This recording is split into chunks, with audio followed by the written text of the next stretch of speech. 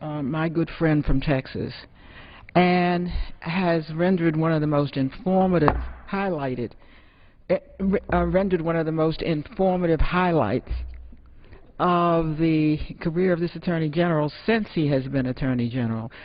I would like only a few minutes to say a few words about the Attorney General, because he began when, in the Clinton administration, I got the courtesy of, that's normally given to senators. We have no senators. So I got the courtesy of recommending to him U.S. Attorney and District Court judges. Although the District of Columbia today has long had a large African-American population, for most of its 200 years there had been no African-American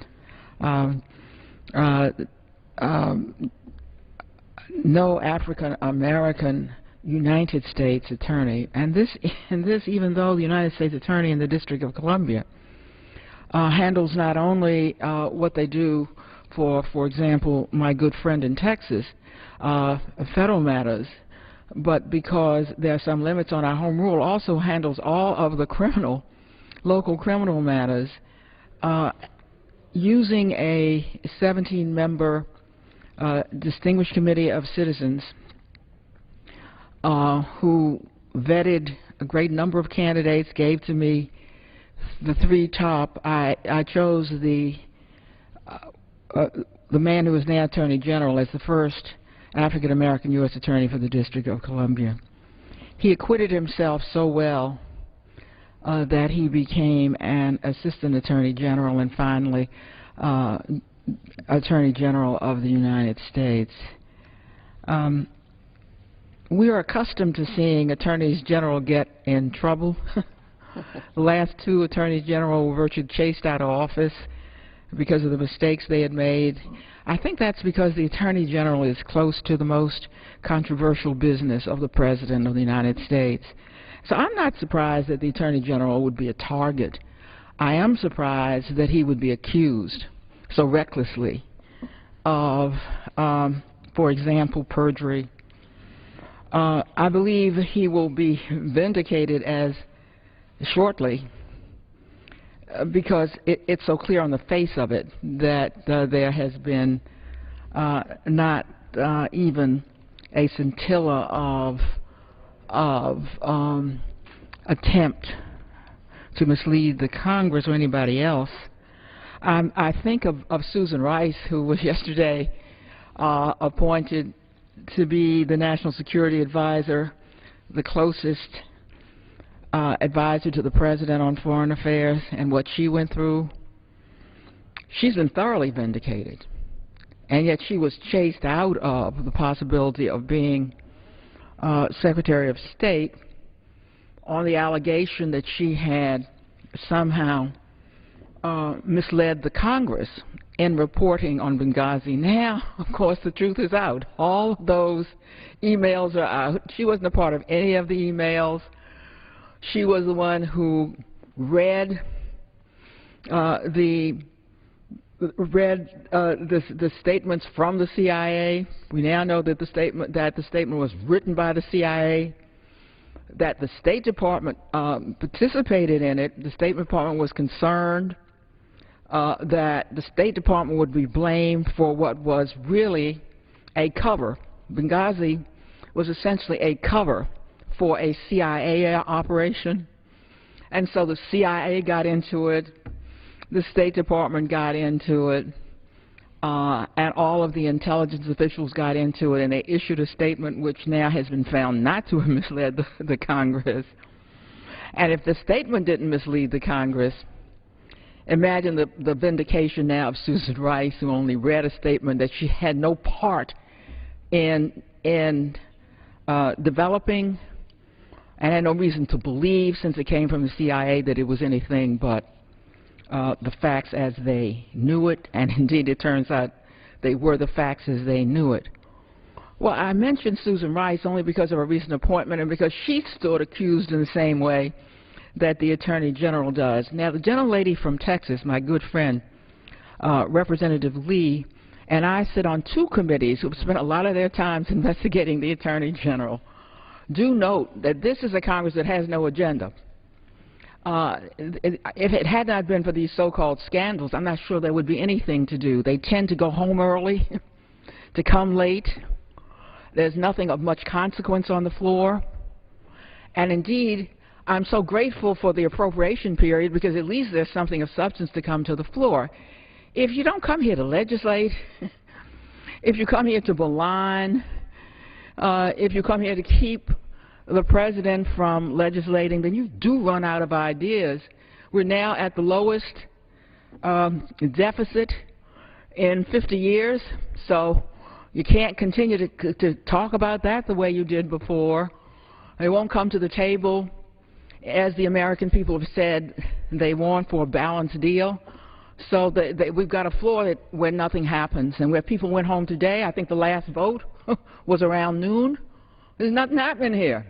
Well, the vacuum has been filled by the committees who have, each of them, there were 5 committees looking into these various matters. Today there was a committee of oversight and government reform on which I serve, looking into the misuse of this money by the IRS, except it turns out that was before the executive order. The worst of it happened on the last administration, much worse on that administration, and, by the way, prior administrations. It's all over. But after all, it's another way to go at the IRS.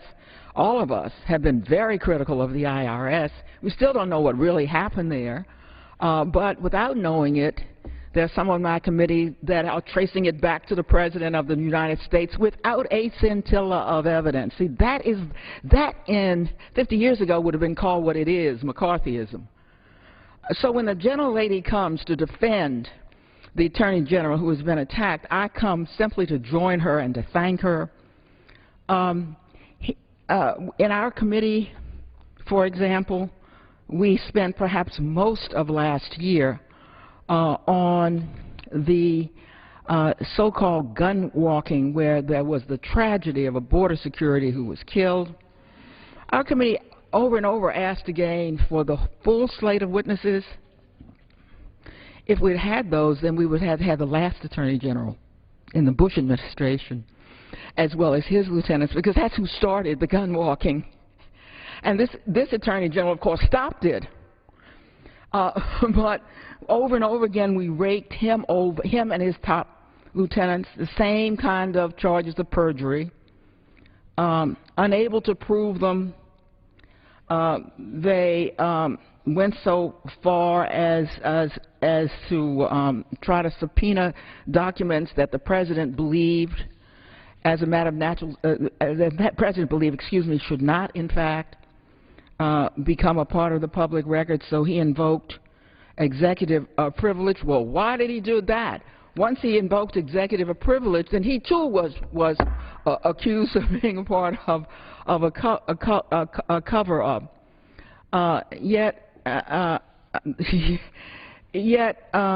it is in fact the case, and here I'm going to quote, that the Supreme Court has said, human experience teaches that those who expect public dissemination of their remarks may well temper candor with concern for appearances. Thus, presidents have repeatedly asserted executive privilege to protect confidential executive branch deliberative materials for congressional subpoenas. Otherwise, the President of the United States cannot expect to get the truth from his Attorney General or others who report to him. Then they said the President had asserted executive privilege too late when they ran out of other excuses, except the reason that he asserted it when he did was he was hoping that they would negotiate the matter. You don't come up with executive privilege when you think reasonable men and women will come to the reasonable conclusion. The failure to look at the root causes of the tragedy involving 2 administrations, to call no official from the administration that was responsible for thinking of the idea of gun running, but carrying it on for some time, does demonstrate that this is not a Congress known for its fairness.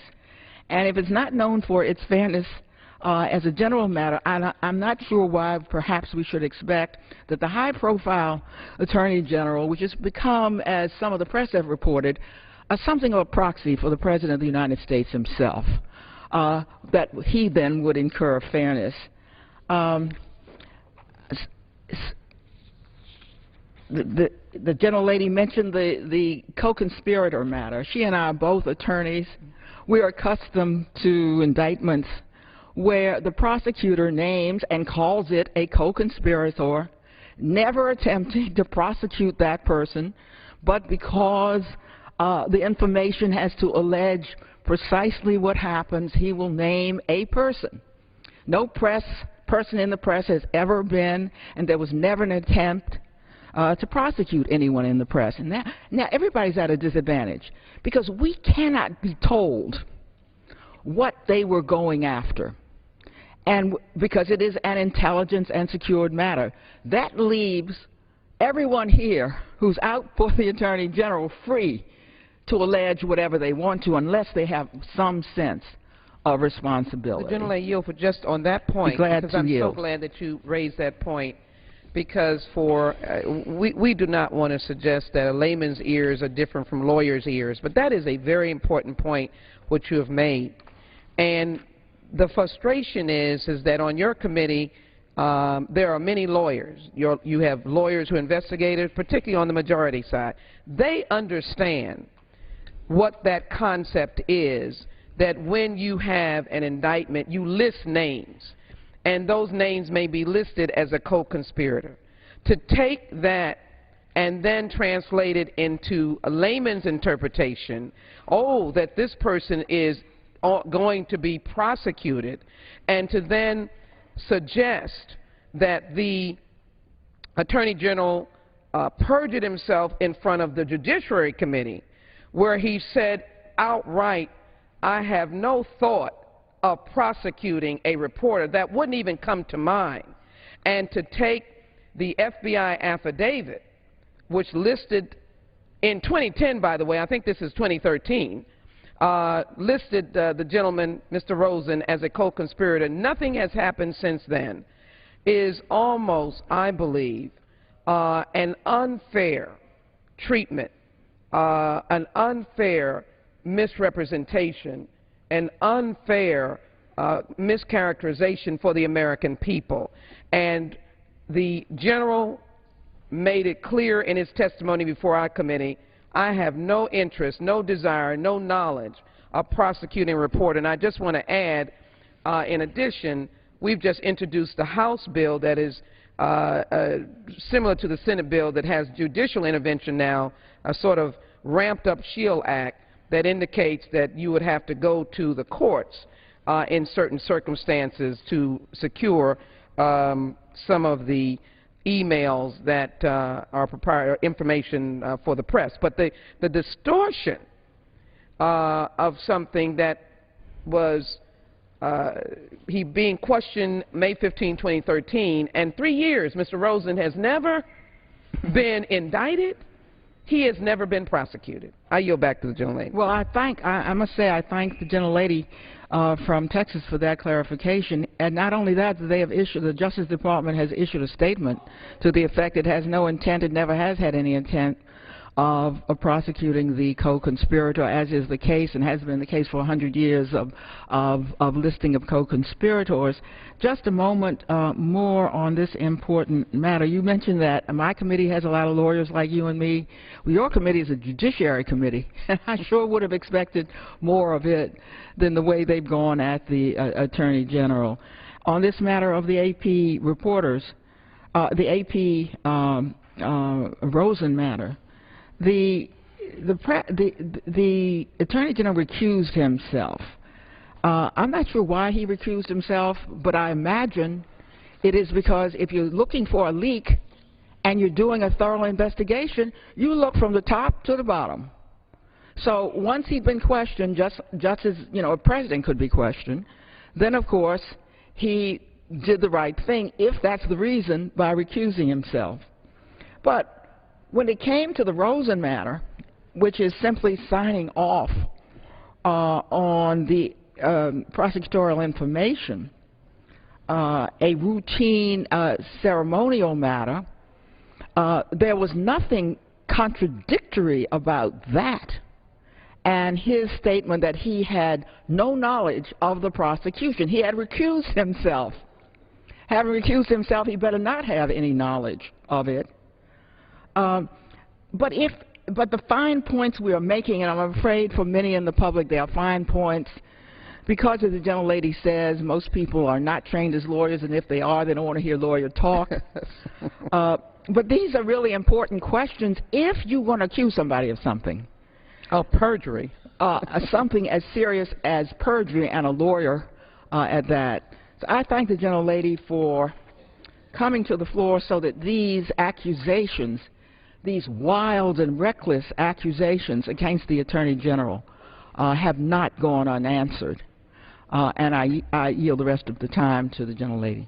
Well, I am so grateful for your leadership. And before you yield, I just want to pose a question to you, Congresswoman, because if nothing else, we can both agree. I'm going to conclude some further comments, but I wanted us to at least together, so it wouldn't look like one person was saying it. For a officer of the court, for the highest ranking law officer of the United States, the American people need to understand that perjury, the charge of perjury, is one of the most devastating charges. Forget about your career. Because all of us who are barred, who are members of the bar, are officers of the court, all courts. Some are able to practice in the Supreme Court, various federal courts, and otherwise. And as an officer of the court, even in representation of your client, perjury is the ultimate charge. That's why I'm so baffled and felt compelled to come to the floor to raise the question why lawyers on the Oversight Committee, lawyers on the Judiciary Committee, would even offer a charge of perjury under the circumstances of what I have just defined. Let me just say this. In a letter to the Judiciary Committee, the Attorney General said, the Attorney General takes the unauthorized disclosure of classified information by those who have committed to protecting it very seriously, especially as such disclosures can cause grave damage to our national security. The Attorney General also has the utmost respect for the vital role of the media, and it goes on to talk about his commitment to protecting these vital sources. And then it goes on to, again, restate this whole question of investigation versus prosecution. And it says at the outset, it is important to note the difference between an investigation and a prosecution. And it goes on to lay out probable cause, again, lawyer talk. But it is very clear that the general wants to lay out for the members of Congress in an open way. And by the way, I don't know if we could both stand up here and count how many side meetings and one-on-one meetings, not one-on-one meetings, but staff meetings that they have with the Attorney General on the gun walking, we call Fast and Furious, and then now the meetings and letters that are going back, the ongoing contempt charge or issue that is going on. This Attorney General has made himself available. But the real question I want to just pose to you as I yield for your answer is what it means to be charged with perjury as an officer of the court, and what general, what lawyer would take it lightly, though some have gone to jail, some generals have gone to jail for perjury, but that has been proven in a court of law. And charged on the basis of some evidence. And some evidence. And in this instance, we have one line that was stated that, no, I would not prosecute, versus the fact of the signing of an affidavit that did not result in a prosecution. Congresswoman. Your point about an officer of the court is something that most Americans may be unaware of. Every piece of paper that a lawyer files before a court of any kind, it may be seen perfunctory, it is subject to perjury precisely because when you are admitted to the bar, you become an officer of the court. So you risk your life because you could be disbarred, not only for committing perjury, but even for misstatements in an offering before a court. That's the high standard to which we who are members of the bar are held, and for that reason, it would be unseemly for any lawyer, much less the highest lawyer in the land, to risk perjury. And I submit that not only has perjury been committed, perjury should never, the words perjury should never have entered into this conversation without the slightest bit of evidence. That's what reckless means. And I thank the gentlelady for the question. I thank the gentlelady for her knowledge, and I thank the gentlelady for laying out something that, as you said, non-lawyers would say we're going too much. But I think they understand when you have a role as given to you by the bar license, and a role that you would not play with it lightly. But I think the other point is, I told you that I didn't want to highlight Mr. Holder's tenure, but if he's been around since 1976, let me just say that he's had many times to disabuse this officer role, and he has not done so because of, I know, his integrity. And I'm glad you mentioned now National Security Advisor Rice. Let me congratulate her. And again, use that as an example. Let me congratulate her and use that as an example. As a very fine public servant and outstanding diplomat. We're not, in this instance, not a morsel of evidence that she would manipulate the Benghazi talking points. What an enormous tragedy. Who would want to see our fallen diplomats lose their lives and their families? But let me just say this. We want the truth. But we also use that, we juxtapose that as something that suggests that let us hold our words until we know what the facts are. And I just want to compare now very quickly. All of what you have heard us discuss is what has been absorbing the time of a place that should be talking about making right on the Affordable Care Act. Now, I know that thousands in Californians are just getting rebates back because of the Affordable Care Act. I know that small businesses are getting dollars back because of the Affordable Care Act. I know that seniors are now getting preventative care because of the Affordable Care Act. Children are getting preventative care. Women are getting preventative care. But you're only hearing the bad news. Why? Because we're too busy making charges about perjury. I'd rather you have the testimony. Let's have hearings to get people to come forward to tell America how the Affordable Care Act is making it better for them. Let me tell you what else we're not taking any time to do, because we are suggesting that the Attorney General, with no evidence whatsoever, is perjuring himself. In a couple of days, the parents of America, the children of America, will be facing a 6.8 increase in the interest rates that our children will have to pay, who are now coming out as 2013 graduates. But we're talking about General Holder, who I've given you a list. He's been a fighter against consumer fraud and human trafficking and crime, and no evidence of perjury. Instead of us meeting to have a compromise, prevent the clock from ticking on July 1st and kicking up the interest rates, this is a nightmare. If you want to see a nightmare, go from $4,174 to $10,109. That was the bill that was passed by our Republican friends. And then the automatic increase is $8,000.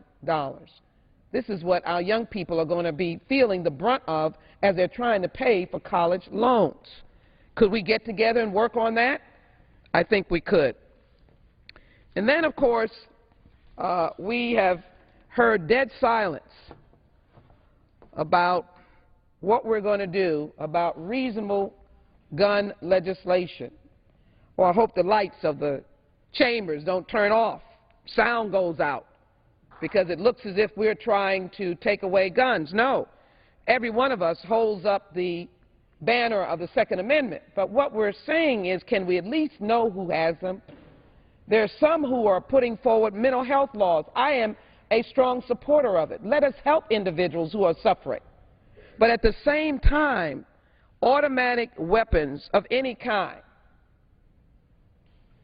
there needs to be minimally closing the gun show loophole, minimally. And then those who are far more sophisticated than what these pictures may show, from my perspective, the kind that was used in Sandy Hook, we can do better as the American people. But maybe we can also do something that we can all come together on. What about a simple gun storage law? You know, we don't have it. And the series of children that have killed their siblings or their grandparents or their parents by having a gun laying around not locked because there's no law, no requirement. Some states have it. We've done it and done a good job in bringing down that loss of life in Texas. I'll be introducing legislation. We're working with the General and the Department of Justice to ensure that we find a good balance.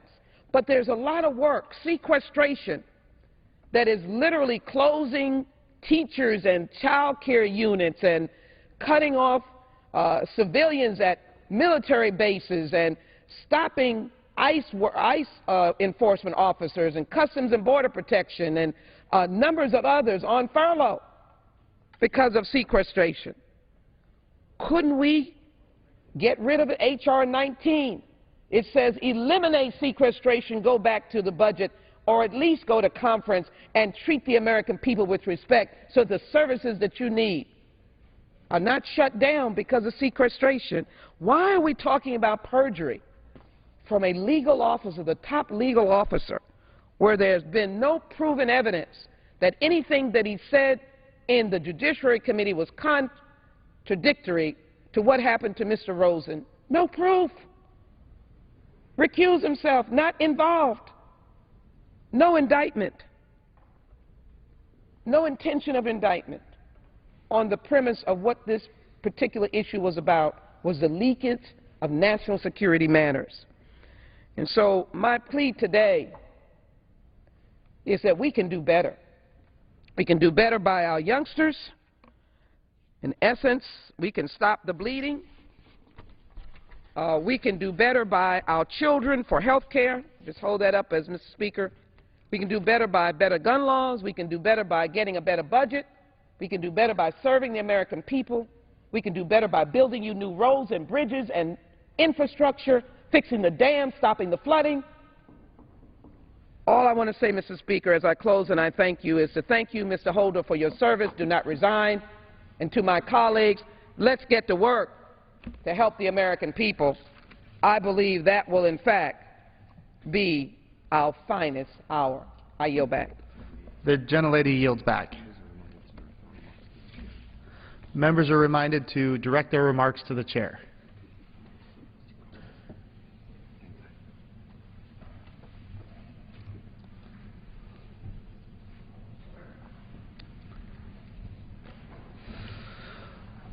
Under the Speaker's announced policy of January 3rd, 2013, the gentleman from Texas, Mr. Gomert, is recognized for 30 minutes. Thank you, Mr. Speaker. It is an important day, and a very important day, that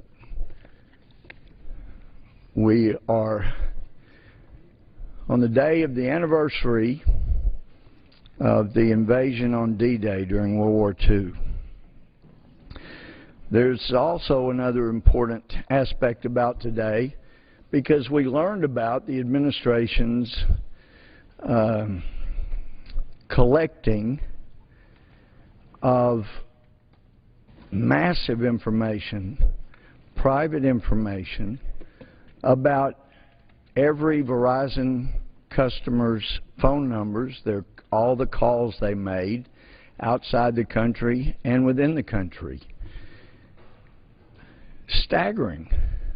And it makes one think, well, gee, if this administration was gathering information and got a court order, a secret court order, to get all this information for Verizon, then most likely they did from the other carriers as well. And as a Verizon representative has pointed out, look, when we get a court order demanding that we turn over information, then we have to turn it over. And that is what we do in a country where we believe in the rule of law. We are supposed to follow the law. But what is staggering for those of us who have debated over the FISA courts, where you have a real legitimate nominated and confirmed federal judge presides over information that is considered so secret that the disclosure of even the request for information would create dangers to national security.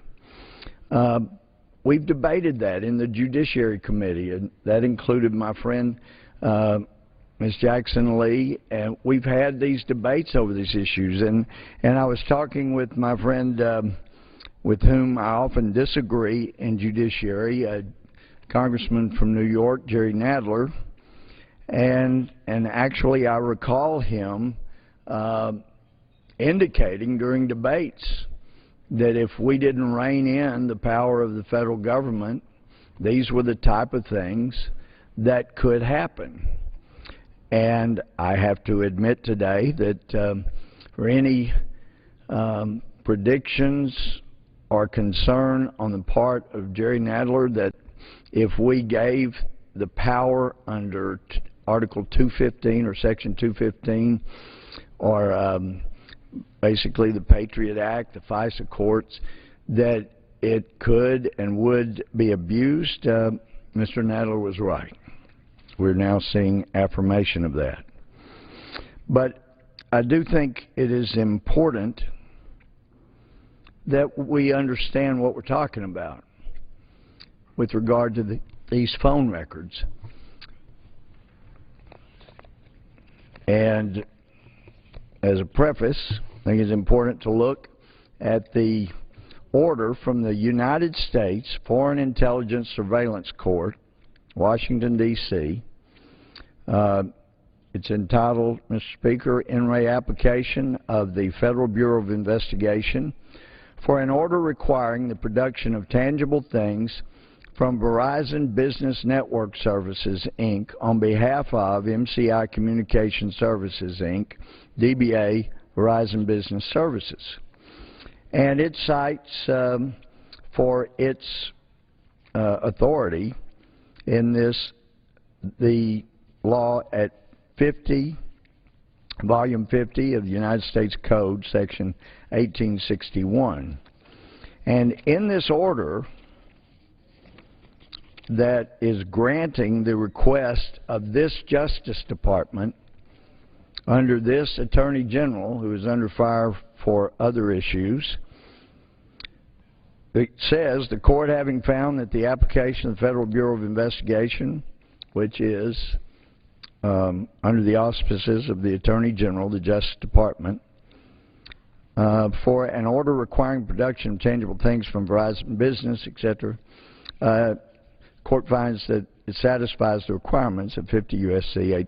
Section 1861. And it goes on to say that accordingly these things are ordered, and it orders, and I'm quoting now, an electronic copy of the following tangible things: all call detail records or telephony metadata created by Verizon for communications, one, between the United States and abroad, or two, wholly within the United States, including local telephone calls. Further down it says telephony metadata includes comprehensive communications, routing information, including but not limited to session identifying information, originating and terminating telephone number, international mobile subscriber identity number, international mobile station equipment identity number, trunk identifier, telephone calling card numbers, and time and duration of call. The telephony metadata does not include the substantive content of any communication as defined by 18 U.S.C. Section 2510, subparagraph 8, or the name, address, or financial information of a subscriber or customer. Now, this comes on the heels of information about just how invasive this administration had gotten when they went after the records of the Associated Press, the phone information of many, many phone numbers, and some of them coming from right up here in the area where the reporters use. This is in the United States Capitol. Many times these phones up here are used by reporters to call members of Congress who have another constitutional privilege under the Constitution that provides privilege for the information that is provided to a member of Congress. It's not unlimited, but that's on top of the freedom of the press that's also granted in the Second Amendment. And it is amazing when our Attorney General said, gee, in essence, this was like the most egregious or one of the most egregious national security leaks I'd ever heard about. It was so serious, we had to go after this material, and then we find out there were only a handful of people in the entire administration who knew the information that got leaked. And instead of just going without a warrant, they don't need a warrant to get their own administration phone call data. They didn't even need a court for that. It's their data. They could have gone to the handful of individuals that knew the information that got leaked, checked their phone logs to see who they called. But instead of doing that, they decide to go on a fishing expedition for all of this telephone information about the Associated Press. They apparently wanted to know who the AP talks to, what they do, what they know, who they know. Let's get all of this information. They didn't need that for their pursuit of the leaker. They didn't need it at all. They could have gone straight to their own sources and got what they needed from there, and then once they have a subject within the AP, if anyone, then they could go for that information. And as a former judge, if somebody came and said, we have found the source of a leak, here's one of the 5 or so people that knew the information. He called this reporter at this number, and so we have probable cause to believe that the leak was made to this reporter, and put other information in there that raises it to the level of probable cause to allow the judge to let them take a look at that one reporter's single phone logs. But no, they didn't do that. They went on an incredibly vast and very chilling fishing expedition. And then we have the Attorney General testify before our Judiciary Committee. And I know my friends mentioned this before I got up, my friends on the other side of the aisle. They were talking about how he is such a great Attorney General, in essence, and certainly never perjured himself. But I heard what he said. I've heard it replayed over and over.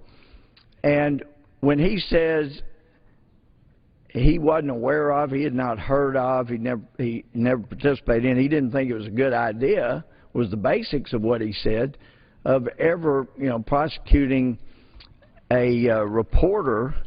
And then within a week or so, we find out actually he approved of an affidavit that went before a judge with a request for a warrant from the court against James Rosen with Fox News.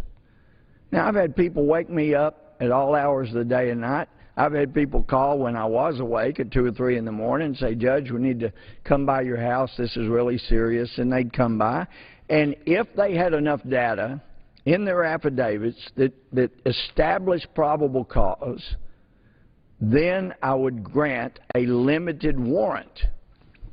But there were times I would get upset with a law officer that bothered me with an affidavit and a request that clearly didn't have probable cause. We're not going to grant those. If you're not sure if you have probable cause, talk to the DA's office. Run it by them before you bring something in that clearly does not establish probable cause. Fortunately, the law officers were so good that we normally dealt with. That normally was not a problem, but sometimes it was. And any responsible judge takes that very seriously. And sometimes you would get a request for a warrant for information, and you go, okay, you've established probable cause in your affidavit, but your request is so global and broad or so ambiguous, I can't sign the order you've prepared. Sometimes I would interlineate in the order and make it more specific. Sometimes they would know that I was going to be restrictive and they would leave blanks for that.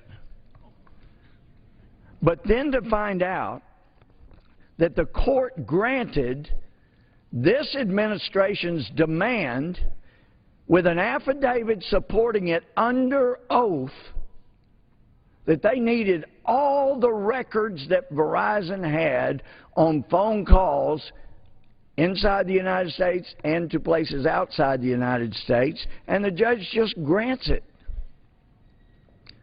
And now, following on the heels of learning that the IRS targeted political enemies, political opponents, people in Tea Parties, people that were very pro-Israel, other groups, a group that was very pro-marriage between a man and a woman, like has been the tradition in this country for the entire history of the country, until now when it's come into question, and some think that nature totally failed when it created biologically a mating between a man and a woman, that it screwed up. It should have been a man and a man. Well, that's a difference of opinion. But under this administration, they felt like it was worth going after and preventing a group like National Organization for Marriage from stepping up and standing on the traditional marriage and being able to deliver that message. Now, it didn't prevent them from quickly granting legal status to groups that felt otherwise, or if somebody was related to somebody in the administration. We've seen those examples, but gee, they also knew within the IRS that if they granted or denied a request, well, a denial could be immediately appealed. And so in order to prevent justice from being done, prevent people from having the opportunity to politically express themselves as a group, they just sat on them 1, 2, 3 years to prevent them from being able to go public as a group. I was shocked that a reporter asked the question, well, you groups, you were coming begging to the IRS, you're the ones that asked for legal status. And I'm sure this was a very fine reporter, but it just showed the ignorance. And there's nothing, we're all ignorant of different areas, but showed the ignorance of where we have gotten to in this country, where the Internal Revenue Code is so oppressive. If you as an individual go out and say, look, I don't have much money, I'm a working man, I'm just barely getting by, you're a working woman, you're just barely getting by, but if we pool our money, we might can be able to express ourselves politically, maybe buy a commercial, or maybe send out flyers, or maybe buy a billboard, but something, if we pool together, maybe we can have an impact in politics on an issue like marriage. And if you pool your money like that, and you don't have permission from the IRS, then they're going to come after you. Because you've got to have a legal status to do things like that now in America. And it is further indication as to why this infernal Internal Revenue Code and the incredibly huge number of regulations that were never passed by any elected representative, they just generated day after day after day by some bureaucrat somewhere. I used to say in a cubicle, but apparently we find out they've got some pretty luxurious offices and go get, they spend millions on their conferences they go to. Apparently they haven't spent enough on learning to line dance, because I wasn't very impressed with their line dancing. But that's not part of their job, so maybe they need to get into a different area of, or a different profession. But they have to obtain legal status if they're going to do anything politically, or the IRS can come after them for not doing so. So we have forced groups into getting government approval before they can ever express themselves politically. It's astounding.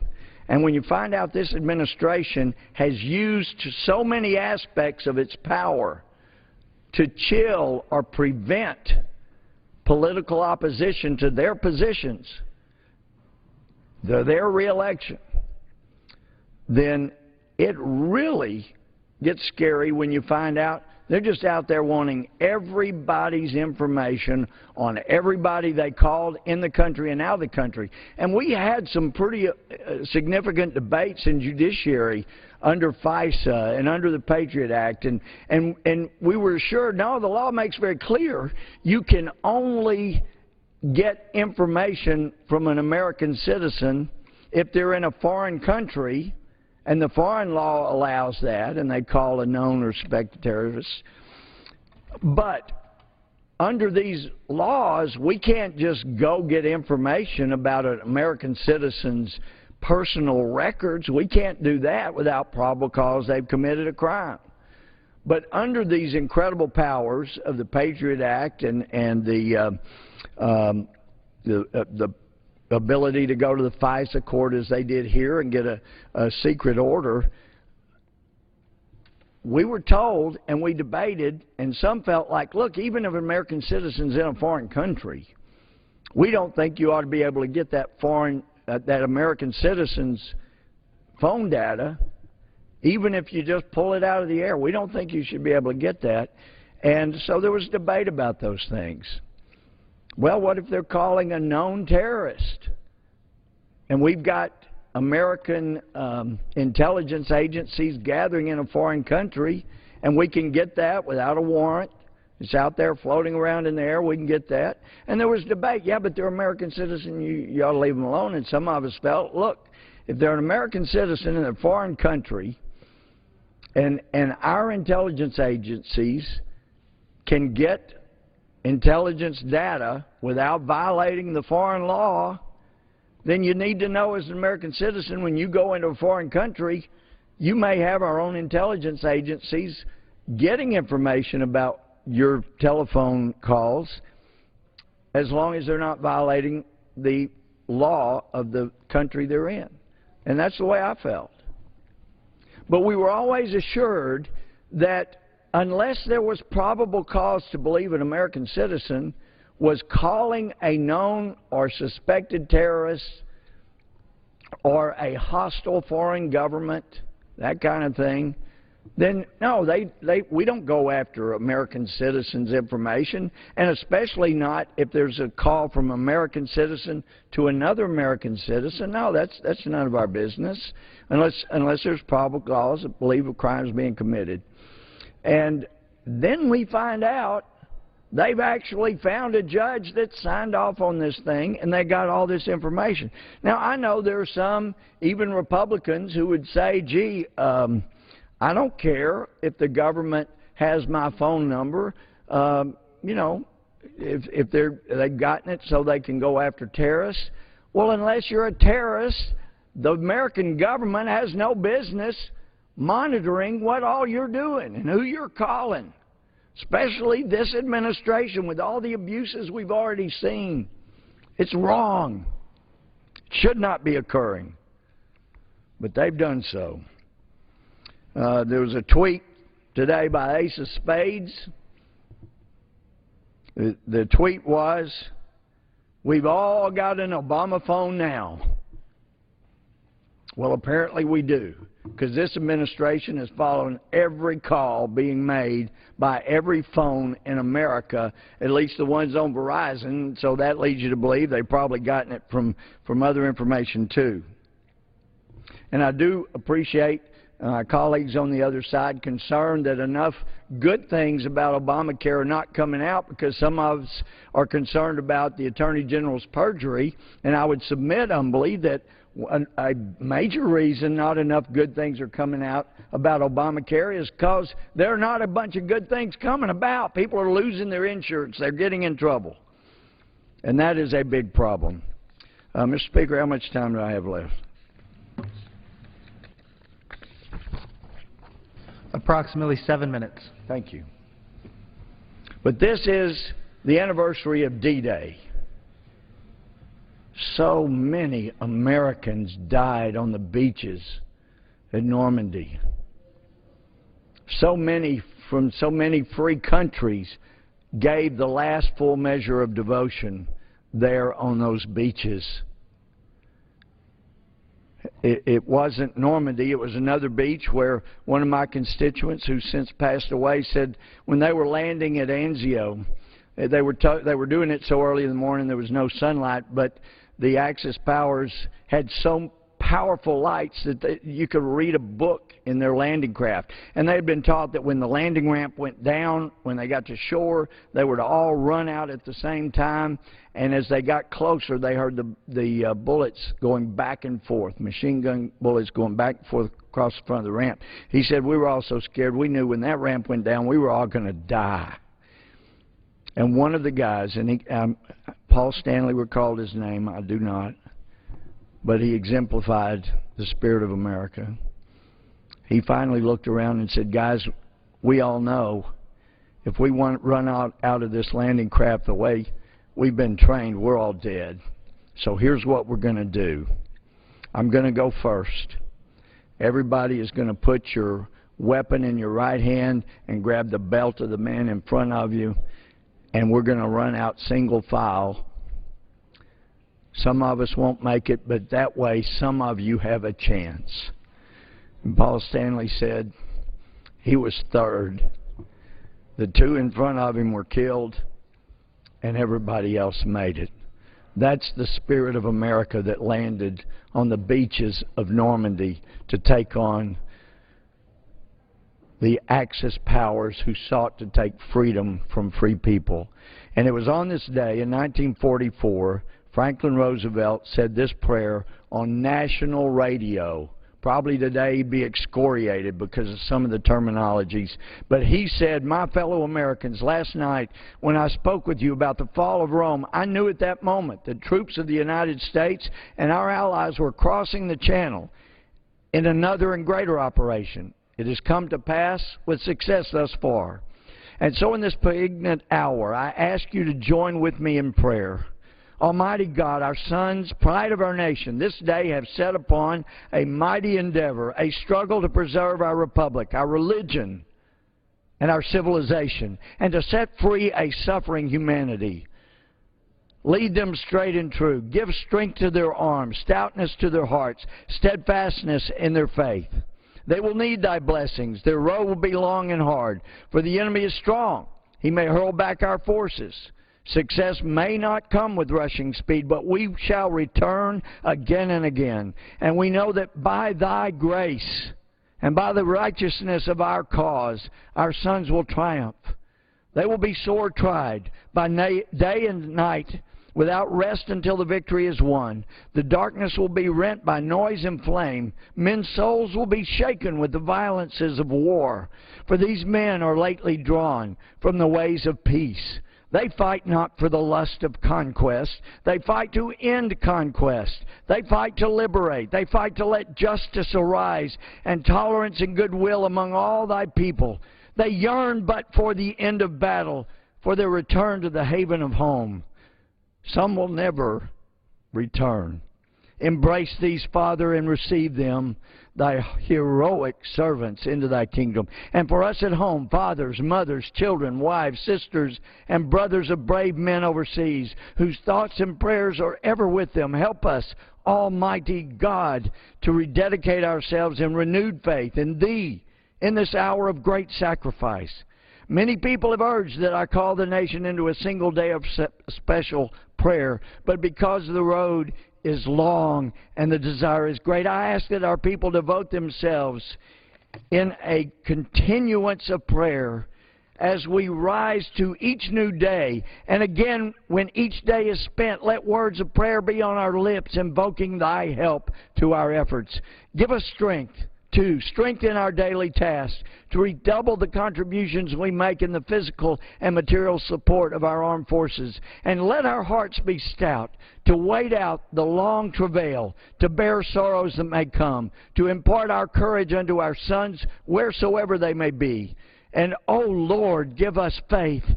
Give us faith in Thee, faith in our sons, faith in each other, faith in our united crusade. Let not the keenness of our spirit ever be dulled. Let not the impacts of temporary events, of temporal matters, of but fleeting moment, let not these deter us in our unconquerable purpose. With Thy blessing we shall prevail over the unholy forces of our enemy. Help us to conquer the apostles of greed and racial arrogances. Lead us to the saving of our country and with our sister nations into a world unity that will spell a sure peace, a peace invulnerable to the schemings of unworthy men, and a peace that will let all men live in freedom, reaping the just rewards of their honest toil. Thy will be done, Almighty God. Amen. Franklin Roosevelt, on this day in 1944. Mr. Speaker, I yield back. The gentleman yields back. Under the Speaker's announced policy of January 3rd, 2013, the gentlewoman from the District of Columbia, Ms. Norton, is recognized for 30 minutes. Thank you, Mr. Speaker. I would like to come to the well of the House.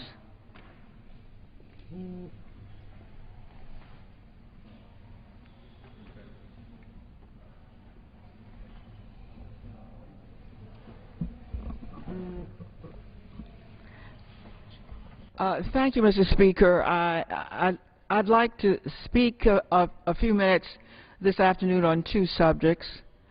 The first involves both a wonderful evening for any member of Congress and a tragedy in our Capitol Hill neighborhood nearby, and the second involves the upcoming appropriation period. Mr. Speaker, last night was a terrific night if you happened to be there. Members of Congress, it looked like equal numbers of Democrats and Republicans. We are part of the so-called No Labels Caucus. These are members of Congress who are trying to get beyond the needless polarization in this House. Decided to go to the baseball game together. The National Stadium, our new terrific stadium here in the District of Columbia. It was a Nats-Mets game. I'm sorry to report the Nats lost badly. They also played the night before and won, if I may also report that. I was coming back from this really wonderful bipartisan experience. We ate hot dogs together.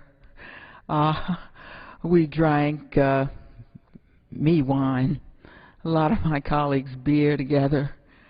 And we talked about anything but the House. We talked about what people have said members need to do more. We talked about the game and what was happening in our lives. I sat next to a member I had never met before, even though he's on the Transportation and Infrastructure Committee with me. His name is Rodney Davis.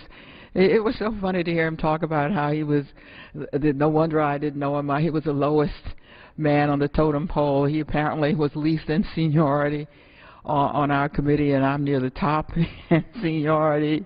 And he laughed about that. He laughed about how narrow was his margin of getting to the House. I mean, all of this was, you know, fun. And yes, games. The game, of course, was the basketball game. And he told me about his 12-year-old twin boys.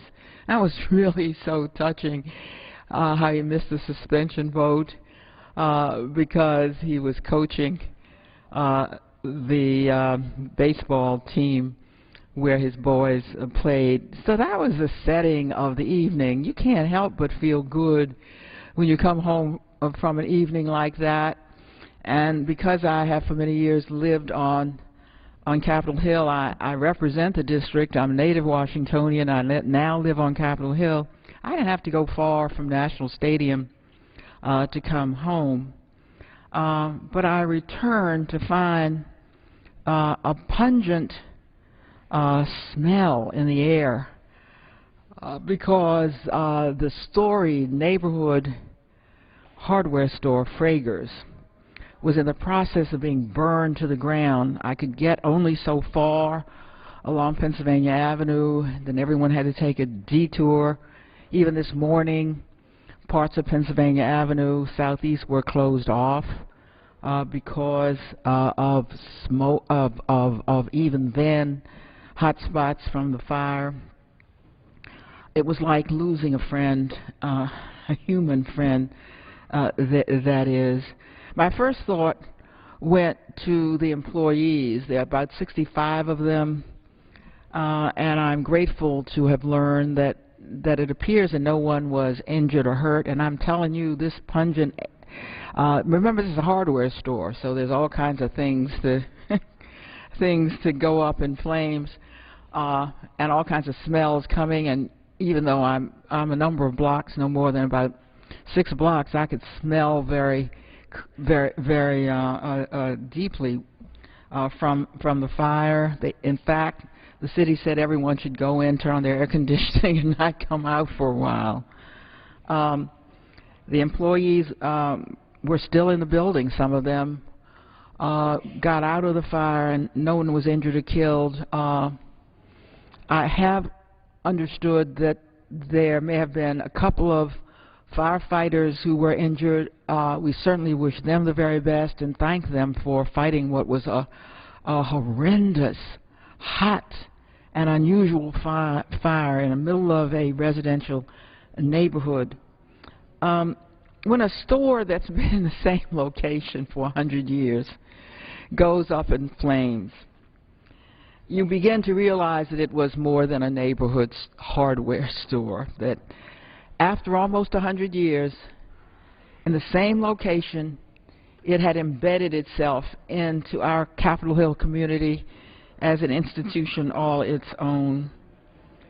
It stirred in me something like the emotion that I felt when the Eastern Market, this historic old market that was even older than Frager's, went up in flames a few years ago. Those are parts of your neighborhood you cannot imagine being without.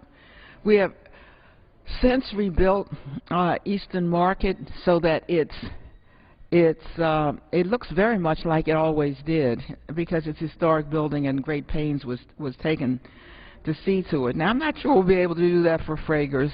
After all, it was a public institution, the Eastern Market, and that's not the case with this private business, which has thrived in our neighborhood through the era of mega hardware stores.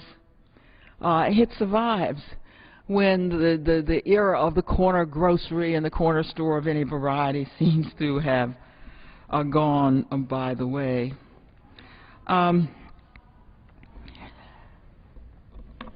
It says everything about Frager's that it could survive in this kind of competition where these multi-purpose mega hardware stores are accessible if you want to get in your car. And I guess that may be the key to why these corner institutions survive so long.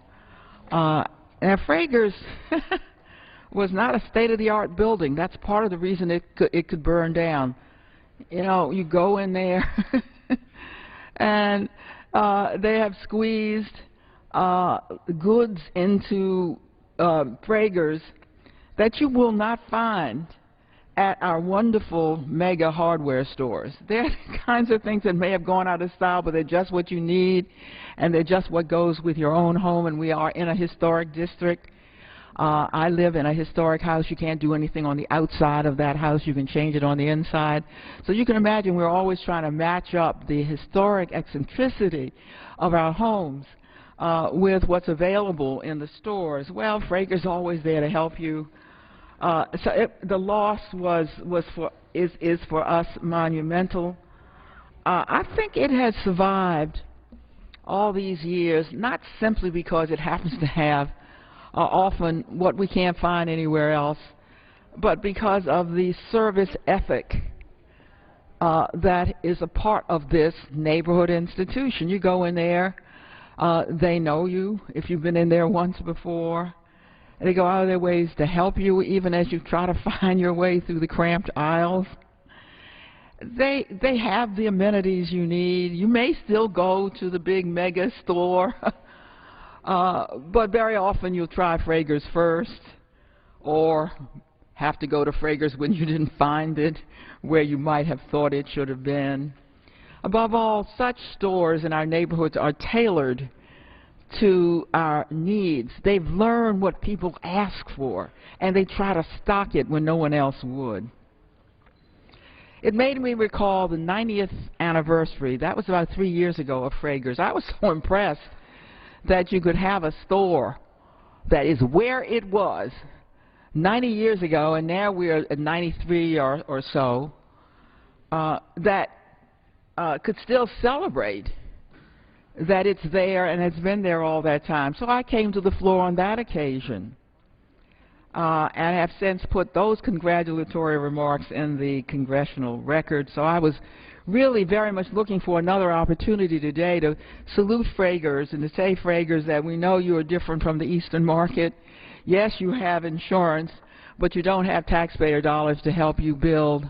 But I think you will find a very grateful neighborhood doing all it can to help Fragers survive, even as the Eastern Market historic market has survived, because there are certain institutions that are endemic to the neighborhood, and if they go, it simply will not be the same neighborhood. The morning after, you still couldn't get close to Fragers. I'm going to go by this evening, and I'm going to try to find John Weintraub, who is the owner. This store is located at 11th and Pennsylvania Avenue, Southeast. The cause of the fire is still not known, or at least was not as of this morning. John Weintraub brought this store, brought Fragers from the Frager family in 1975. So that tells you that for most of this, well, for a very good section of this period, one family owned it, and yet he has kept it in so that it seamlessly moved from the family to Mr. Weintraub. He's hoping that his insurance takes care not only of the building, but somehow helps him with the salaries of his 65 employees. I'm very pleased that by the time I awakened this morning, the Matchbox, another store in our location, had announced that it would offer temporary work to Fragers employees until they are able to find employment. And I was so pleased to read that the nursery, which was my favorite spot at Fragers, was somehow intact. Beside this hardware store, which is a remnant of its former self-nail, was a large nursery, outdoor nursery with just the kind of flowers you need to start up your window box in the spring, with all the plants and you could go and shop on the outdoors there. Somehow or the other, that had survived most of the fire, and I bet you that we're going to be able to go very soon, notwithstanding the destruction of the building, to the nursery, just to remind everybody that Fragers is alive, well, and thriving. I want also to salute those who stood with Mayor Vincent Gray and me just about 10 days ago to announce that as the District of Columbia appropriation comes to the floor, we will be looking at the appropriators to make sure that they respect the District of Columbia, 600,000 plus American citizens, as the independent jurisdiction it is, and try not and will not direct us how to spend our own local funds. There were representatives from a number of organizations, DC Vote, the extraordinary organization that leads the fight for district voting rights, for our ability to spend our own money, for our ability to be treated as other Americans are treated. And then there were the groups who are targeted the way we have been targeted. There were the gun safety groups. There were the pro-choice groups. There were the health groups saying that they would alert their members should the district's appropriation be targeted for what we call riders, which are undemocratic attachments to the D.C. appropriation to keep it from spending its own local funds in a democratic manner as directed by its citizens. This, of course, would never be the case for any other jurisdiction, but because the Congress has retained some jurisdiction over the Congress, there are members of this body who would take advantage of its jurisdiction to intrude into the local affairs of a local jurisdiction. And yet, in 1973, the Congress itself recognized that this was wrong. And on the heels of the Civil Rights Movement, interestingly, it delegated the authority for governance to the District of Columbia itself. It was about time. It had been done once before in the 19th century when the Republicans, after the Civil War, allowed the district to have representation in Congress and a home rule government. The Democrats came back to power and abolished local government and the right to be represented in the Congress. We still do not have the vote on the House floor, although we pay taxes at very high rates like every other member's constituents. But at least there was some representation. Finally, in the mid-70s, the Congress saw how wrong it was to claim itself to be the leader of freedom around the world and to have its own capital city where there was no local governance and no representation in the Congress of the United States. It did, in fact, when it delegated its authority to the district for local governance, it did leave 4 or 5 exceptions. The exceptions were, for example, that you can't tax the federal government or federal property located in the District of Columbia. But those exceptions were just of that kind. They didn't say, and members will come in any time they have a preference and keep you from spending your own local funds the way their own constituents can spend their own local funds. So we will never give up our full rights as American citizens to spend our own funds. We raise $6 billion more than some states every year. When our folks tell us how to spend that money, we're going to always fight to spend it just as every member would fight to spend it. We had thought when the Republicans, particularly the Tea Party Republicans, as they called themselves, came to the Congress, they would be among the first to side with us on that matter because they are supposed to, according to their recited principles, resent the intrusion of federal power, sometimes even where federal power always has been. So we thought they would be the first to understand that you don't use the big foot of the federal government against any local jurisdiction and then somehow claim back to the Constitution, well, I guess, you know, I can do it because I can and because somehow they don't have statehood yet. If that isn't unprincipled, the word doesn't deserve to be uttered on this floor. I appreciate how the appropriators have handled our appropriation for the last several years. When the Democrats were in charge of this body, we were able to get all of the riders off of our appropriation, and only one has come back, a rider, an abortion rider, and we intend to get that one off again. But the others have not come back, and I want to just express my appreciation to this House for at least keeping those attachments off. One of them was an attachment that cost lives and has left us with people who are ill. That attachment kept us from spending our own local money on needle exchange programs, which are widely used around the world and throughout the United States. You can't spend federal funds for needle exchange programs, but you can spend local funds, and every large city and many counties spend their own local funds this way because it's one of the few proven ways to keep HIV, AIDS from spreading. The district was kept from spending its own local funds on needle exchange programs for 10 years.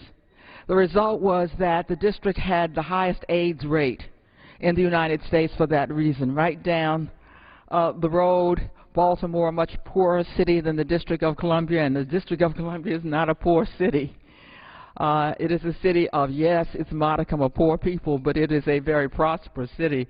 Down the road in Baltimore, you have had for years a better AIDS rate than you have in the District of Columbia because nobody could keep them from using needle exchange programs. These are programs that when an addict is on the street, allows you to wean him or at least keep him from passing a dirty needle on that will spread the virus, and often to wean him from it because he expects the clean needles to come every day. Highly effective way.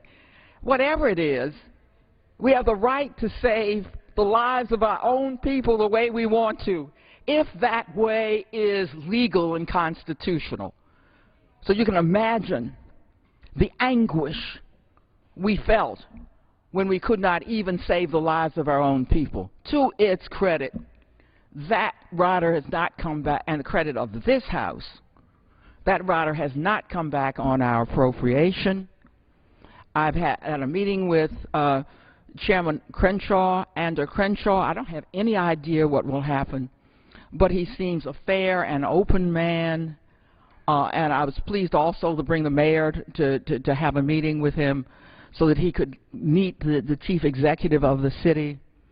And there are other riders that were on the appropriation that are not now on it. We've learned to take the offensive, though, because we're left here by ourselves, a delegation of one.